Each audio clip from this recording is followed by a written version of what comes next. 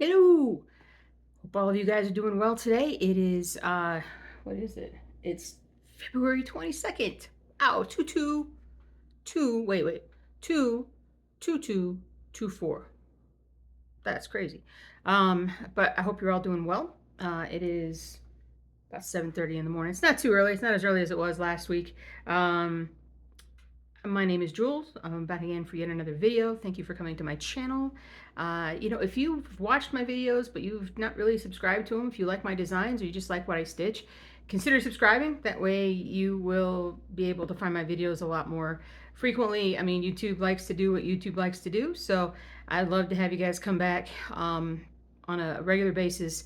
And it's fun to connect with everybody, but it's also really good. You guys are a good sounding board, and try to keep me honest. So I'm gonna get to stitching. I am gonna get to stitching, but I'm just gonna spend a couple minutes first talking real quick about last week's back fusion surgery.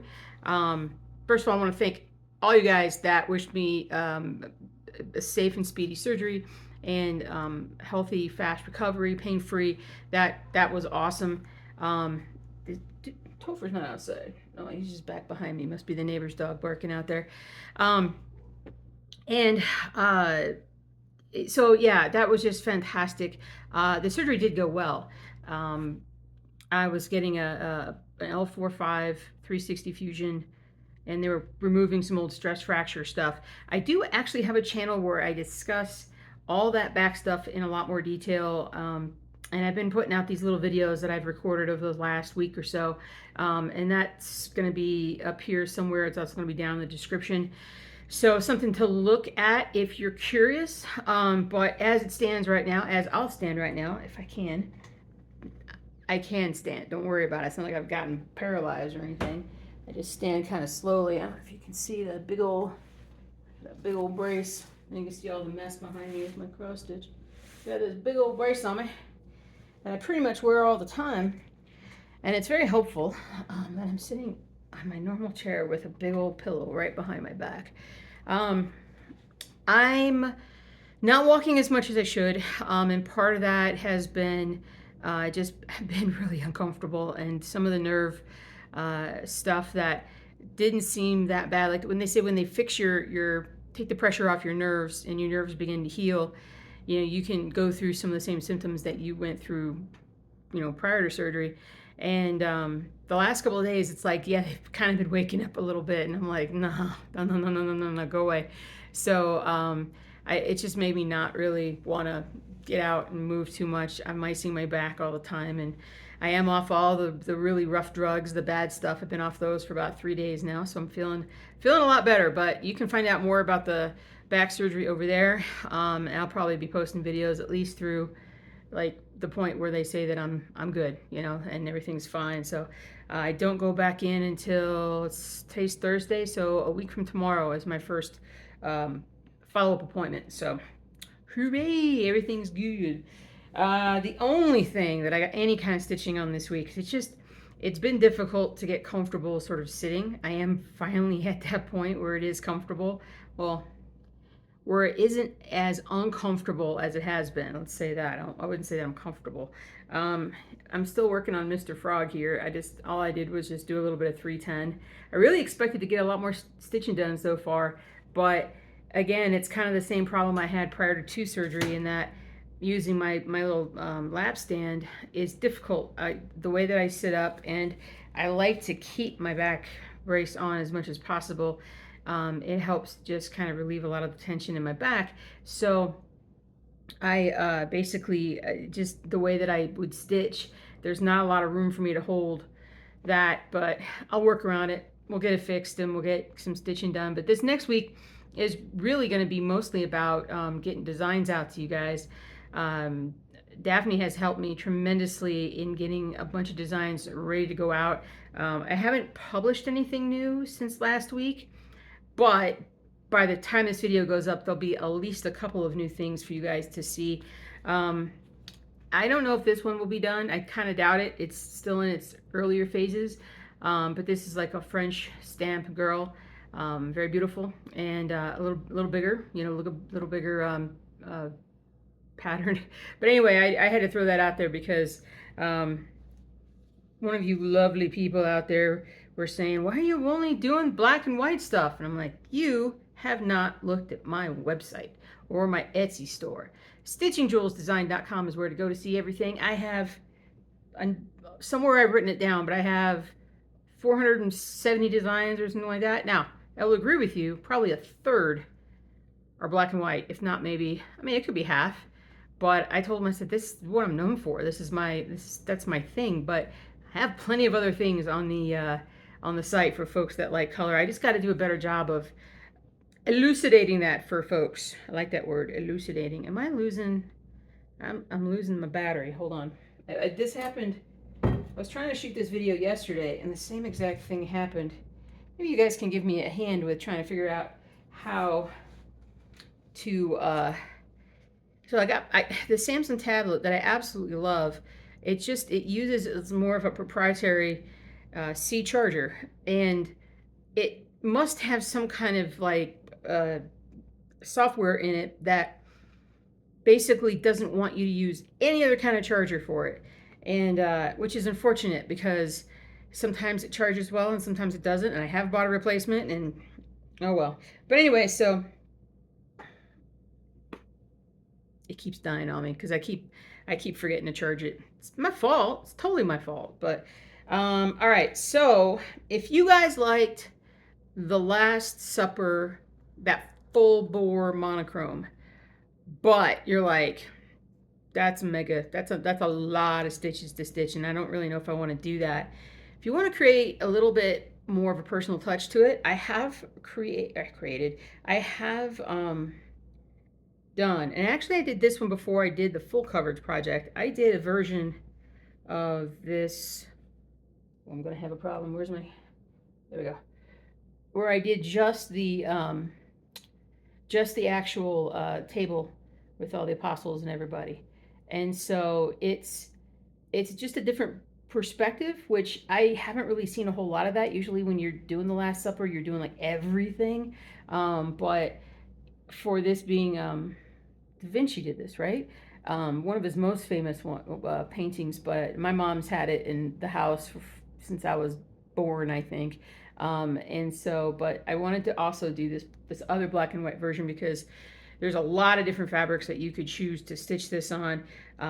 You could choose to make it more colorful based upon whatever you are using. So I give you that choice. So we have the full coverage one, and we have the this one that is not full coverage.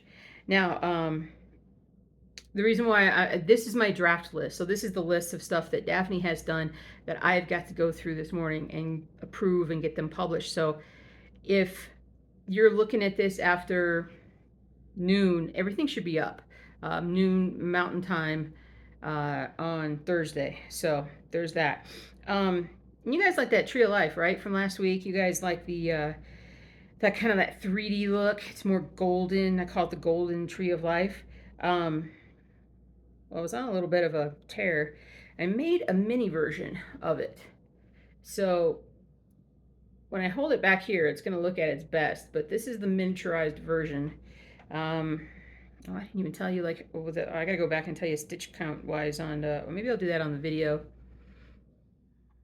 I'll probably do that. I'll do that on the After Effects editing, whatever you want to call it. Where's my back page? There. I can't see. I can't see. My goodness gracious, and these glasses are dirty. Let's see. So this is 129 by 129 with 24 colors, and so I think that's a pretty decent size. That's kind of like the mini Big Ben in terms of its coloration. So, but there you go. There's that one for you. Now, along that same design, I had someone who came forward, and we had a discussion about the American Star that was full coverage. And so it was like an actual 5-point star with like an American flag, and then it had sort of a rustic Western sort of background to it. And we were discussing the size of it and colors and whatnot. So I ended up just making Again, I made a miniaturized version of that particular pattern. So if that's a pattern that you've been wanting, check out the miniaturized version. I think that could be something that you guys could really enjoy. And this one's 120 by 120 with 23 colors. So, oh, there you go. So there's that. So yeah, I got a couple of really nice. I would love to have more miniaturized versions of my larger patterns that I can put up there. So, we'll see how it goes. Another pattern that I gotta double check because I don't think it's out there in this format, but I redid the mini. I redid the Nations of Africa or just Africa, and I made it a mini. So it's not as detailed as the larger version is, but where are we? It's 103 by 125 and 19 colors. So that's something that if you guys like the big one, that's I think 3 times that size. This one's a smaller pattern to work on. What we got to do? What we got to do? Let's see, where else am I? I've got one more monochrome to show you, but I want to show you a nice big old color one.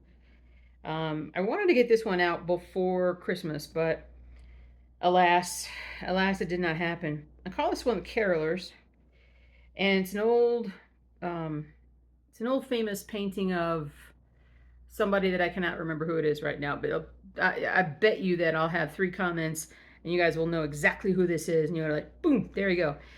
This one is not full coverage. Again, I made an editorial choice that stitching all of the background for these carolers is a lot of stitching that I just always like to think of, I want you guys to have the best possible pattern, but I also don't want you to be stitching on this thing for forever and lose that love and that passion that you have for that project.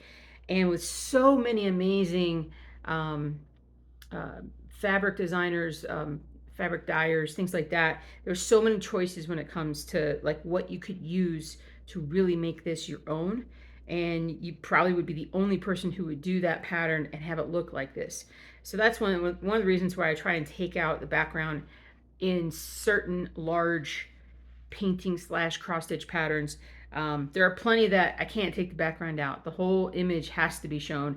But in this case, let me show you the carolers. So I can't, again, I'm trying to figure it out. I can't remember who it did. Who it did. Who it did it. My goodness. There we go. If it's big. It's big, baby. Well, it's not as big as I was thinking it was. I think I shrunk it down some. 325 by 215 with 36 DMC colors. So, bing. So I like that. I like that. So it's a wintry Christmas one. So if you start it now, if you're anything like me stitching, you can finish it by 2040. Maybe. We'll see. And then last up, I've got some more of these to throw up here. But the reason why I have so many, I talk about monochrome so much, is because I absolutely love to make them. I love to make them so much.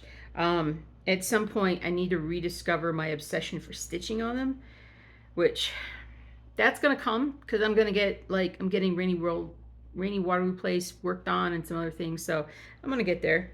But got to show you my dude here.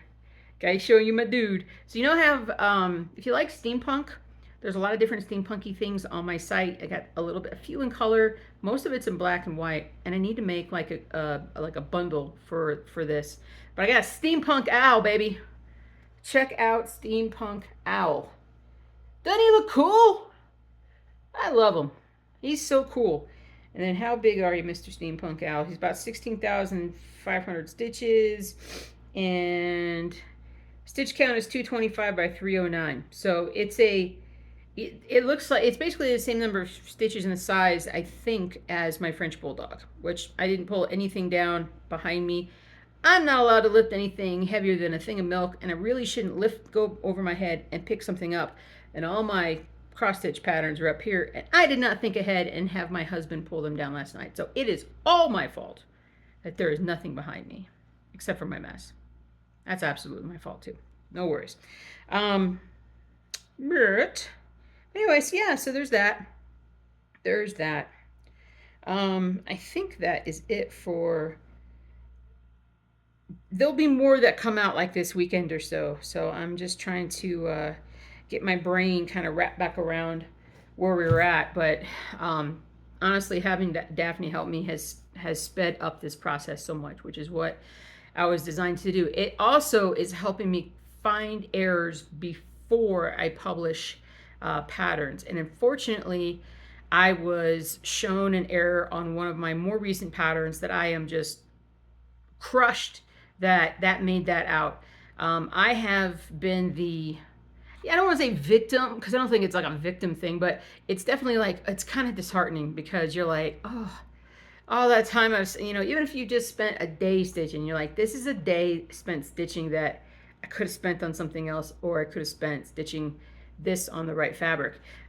So what happened was the mini frog or the monochrome frog, the more realistic frog, the stitch count listed was incorrect on the front cover and the back cover of the pattern. If you imported it into Pattern Keeper, it wouldn't be an issue, but if you actually went by the dimensions on the front and back cover, which you should have done, and on the listing, which is what I would have done, you would have bought fabric that was not wide enough. So, man, I hope, I know one person out there was pretty affected by it, and I just felt terrible about that.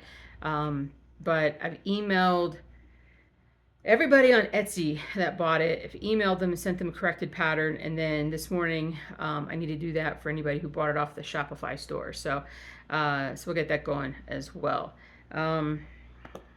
But that's another reason why I wanted to have Daphne come along. The process that I use to get everything listed and done is it's straightforward once you know how to do it, but it's complicated in its steps because of just what I like to put, the information I like to give you guys, and giving you as much information so that, especially if you're somebody who isn't as confident in kind of knowing what you're getting into, meaning from a project, that maybe you can look at mine and go, okay, well, here's the stitch count, and then I'll take the most fabric around my thing as I can. So down here's what I need. Okay, here's all my DMC that I need, how many skeins I should need. So so I'm just trying to like present you guys with the best possible product that I can. I'm hoping to bring more people into cross stitch, or bring more people back into cross stitch. That would be something that would make me very happy, because we know how much, those of us who loves cross stitch, how much joy and mental health benefits, the mental health benefits of stitching and finishing a really nice project. Speaking of which, I actually got I've had for like 3 or 4 weeks now, I've had the frames for those 2 projects that I was going to show you guys. But I think I want to do a little mini video showing what the frames look like when I order them from Mapboard and more, so you guys can see kind of what I do. And then I'll probably show you my super duper fancy, completely not super duper fancy, but the kind of framing technique that I just don't tell the cross stitch police people. Just let them. Yeah, okay, I am doing the video. I'm like, have I been doing this video without this video been going on? Yeah, okay, there's the thing. All right, for a second I was like, I've talked to you guys and nobody's listening. Okay. So what was I talking about? Oh yeah, so I have so my super duper, like, incredibly intricate, professional looking, yeah, my technique for matting. Yeah, you guys are gonna be. I'm gonna get visits from the cross stitch police again, and so the ones that don't like it when I use hoops, and the ones that don't like it when I use tape on the outside of my patterns, and I'm like, hey, it actually works. So, but I love you guys. I love all you guys. I love the ones that are brand new, that come and have questions. You're like, this is a silly question. There are no silly questions in cross stitch, none. We've all been there. We've all been at the beginning of learning how to cross stitch. We've all made big mistakes. We've all started projects that we've put aside and never went back to. And we've reached a point, hopefully, with some of us where we finish things and we're like, wow, this is so cool. I just want to continue working on stuff. So, wherever you are in that journey, do not worry. Don't worry about what anybody else thinks. And if anybody criticizes you, you could come tell me, but I'm not really going to go and, like, knock on somebody's head or anything like that. That's not me nowadays. 15 years ago, that's probably me. That's probably me. Where's my drinky? Oh, get my water. I got a brand new hospital cup of water. It's probably still filled with the water from the hospital. Actually, that's not true. I did drink some water while I was in the hospital, but then they gave me the option, hey, can I have some diet, blah, blah, blah, whatever you got? And they're like, yeah. And I said, oh, maybe I won't leave the hospital. I'll stay here forever, because they're just, except for the times they make me get up and walk, everything's just, it's pretty sweet. So what else we got going on? I don't even know if I finished that last thought. I have no idea. Blah, blah, blah, blah, blah, blah, blah, blah, blah, blah, blah, blah. But I'm so happy to be through this. I am so excited about what the rest of 2024 is going to bring for me, for you guys, and for just, where Cross Stitch is going.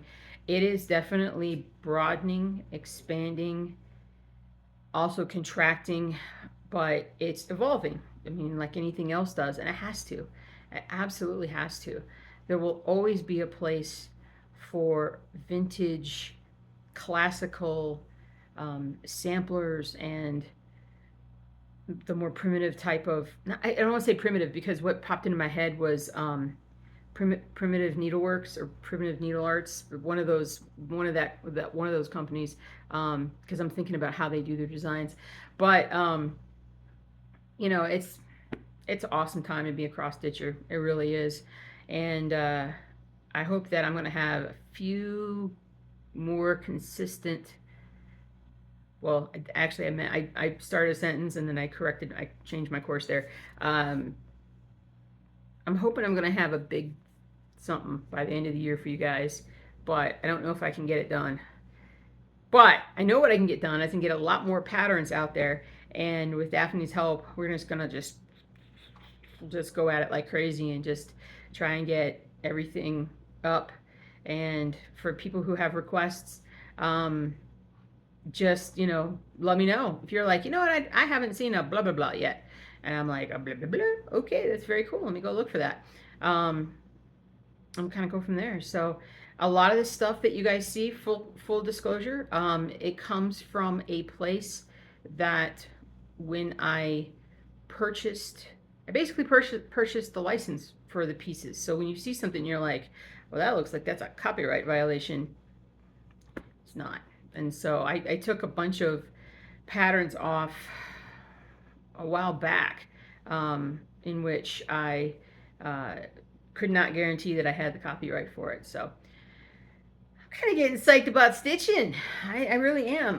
But when I'm feeling like a lot better, and I got to make sure that I remember to do this, a couple of days before I had my surgery, and I told you guys about this last week. I talked to my good bud, Ronnie Rowe, and we were just talking about some stuff, and then we got off the phone, and then I'm like, I got all this stuff to do, and I want to stitch, and I get all that done, and my husband was like, you need to talk to him more often, because after I talk to him, I get so excited about doing things that stuff really gets done. So I was like, well, of course I should, because he's fun to talk to. But what else I got going on? I think that's about it. But I actually felt pretty comfortable sitting here talking to you guys. Do I still have I think I still have the ice pack in my back. Not in my back, but oh yeah, it's still there. Time for a new one. I got like a 6-inch incision right down, like right through my belly button. Like that's like the center thing, and then I got 3 incisions in the back that are about 3 inches long, and they're like dun dun dun, like across my lower back there. And so people are like, it looks like a Wolverine got me. And I just like to say that I cut myself shaving. What can I say? All right, I am feeling better though. I really am, guys. I really am. This is going to be a really good year. really good year. Let's have it be a really great year for all of us. And let's get some stitching done, all right? All right, enough talking, more stitching. I'll see you soon. Oh, wait. Okay. Mom, I love you. I love you so much. But I do this, you and I do the same thing, which is conversation is over. We've established that we have nothing else to talk about. But in the moment before you say goodbye, thought pops in your head and you're like, one more thing. My mom does that to me on the phone a lot. And I've done that to her on the phone, but I do it on my videos a lot as well. I'm